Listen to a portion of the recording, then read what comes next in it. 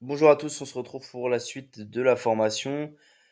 Donc pas grand changement, si ce n'est que j'ai rajouté le logo du coup pour notre site que j'ai fait tout basiquement sur Canva. J'ai rajouté les liens ici pour qu'on mène vers les pages. Ici j'ai fait quelques conditions générales d'utilisation très rapides, hein, rien d'extraordinaire. Et ici j'ai fusionné tous les boutons, enfin pour faire en sorte que tout soit bien connecté. Maintenant, ce que je vous propose, c'est qu'on va regarder un petit peu ce que ça donne sur mobile. Donc, l'idéal, c'est quand même de regarder directement sur son téléphone pour voir ce que ça donne. Euh, donc, je vais vous montrer comment on peut le faire sur l'ordinateur. Donc là, je vais mettre Lex Web Solutions. Vous allez faire clic droit, inspect. Et donc, là, normalement, ouais, bon, ok. Vous avez la façon dont s'affiche votre site sur le mobile. Là, je vois que mon menu, il s'affiche pas. Enfin, il y a un problème de style. Pour le reste, je vais pas trop me prendre la tête et je vais laisser comme ça. Mais l'idéal, c'est, alors là, vous voyez qu'il y a un problème.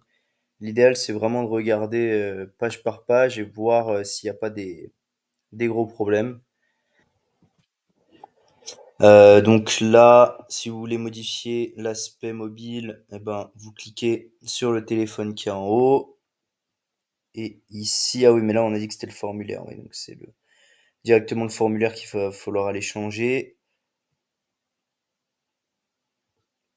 Et pour le menu, bah, c'est pareil. Du coup, il faut sortir. Parce que c'est des éléments qui sont pas gérés par Elementor directement, enfin qui sont intégrés dans Elementor, mais c'est pas sur la page d'accueil qu'on les gère. Donc on va aller dans Apparence, Elementor, Header and Footer Builder, menu en tête, modifier avec Elementor. Et donc là, on va pas modifier l'aspect ordinateur, mais l'aspect mobile. Et donc, mobile, menu logo, c'est pas ça. Hamburger style. Là, on est sur. Ah oui, on est sur l'arrière-plan. Et je crois que c'est celui-ci, si je fais ça. Ouais, c'est ça. Alors là, le problème. Alors, attendez, hop. Parce que là, je sais pas pourquoi il me l'affiche pas. Voilà, là déjà c'est mieux. Je vais prendre le jaune. Hamburger style ici et je vais mettre la bonne couleur. Et donc là on est bon. Je vais peut-être le mettre un peu plus gros. Voilà, comme ça. Et ici ça, je vais mettre 30 et et puis bah voilà. Ça on sera bien. Alors là je vois que il n'y a pas le bon logo. Alors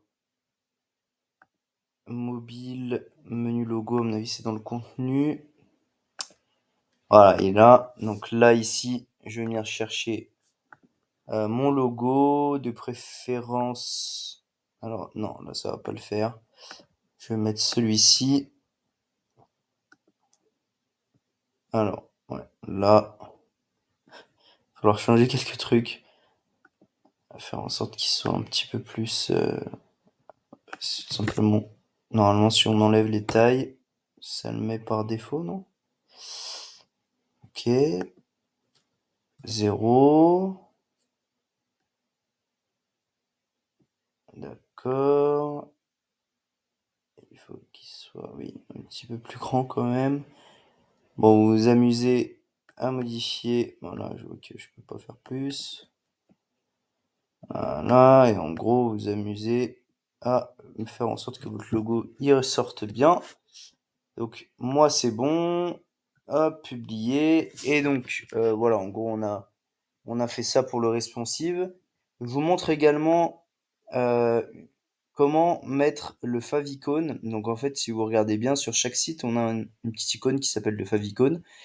Et donc pour le faire et pour le mettre, pour éviter que ce soit en WordPress et que du coup bah on sache déjà que vous utilisez WordPress, et ça fait un peu moins professionnel. Donc autant le modifier. Vous allez aller dans identité du site et vous allez faire sélectionner un logo. Non, icône du site, voilà, pardon.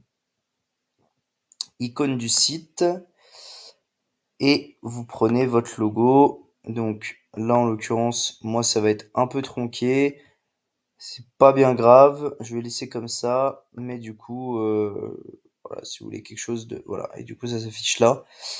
Si vous voulez quelque chose d'un peu plus professionnel, faut pas hésiter à faire quelque chose de mieux et avec les bonnes tailles qui sont indiquées ici. Mais voilà, je pense qu'on est plutôt bon pour tout ce qui est vraiment site internet pur. Donc j'espère que cette formation sur la création de site internet, elle vous a plu. On n'a pas fait quelque chose de très très poussé, je le redis encore une fois.